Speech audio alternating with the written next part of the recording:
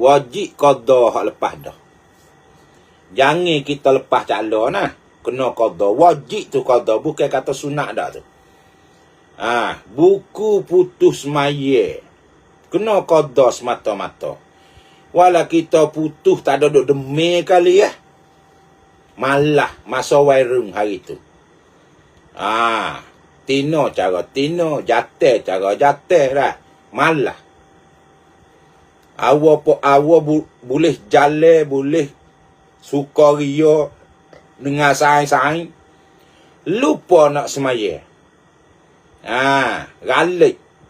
Masa tu tenaga ragah, mata cerak, linga cerak. Sedak subah-subi. Lupa. Kata semaya ni kena buat 5 waktu sehari. Tak semaya terus. Tu pun kena qada. Tak ingat apa waktu dah. Hak tu ulama kata wajib qada sehingga yakin kata habis dah. Selagi mana hati duk syok, habis dak lagi weh. Qada cukup tak lagi weh. Selama itulah kena qada lagi. Takdir lah. Wak kita takut ke Tuhan.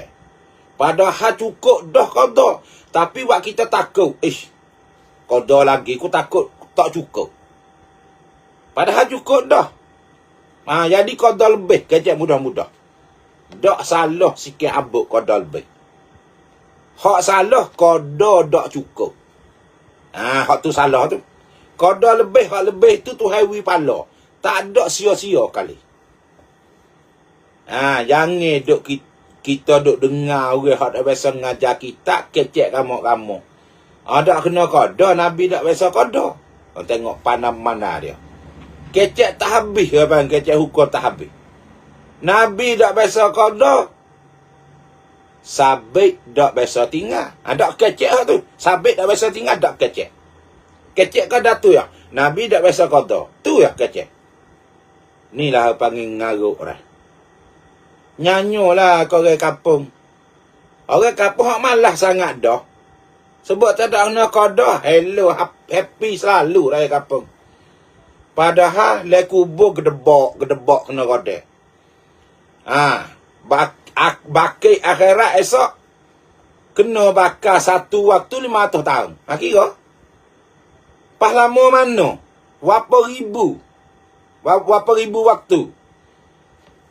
Nak boleh masuk syurga lepas acur-acur, lepas jerit-jerit, lepas seksa-seksa.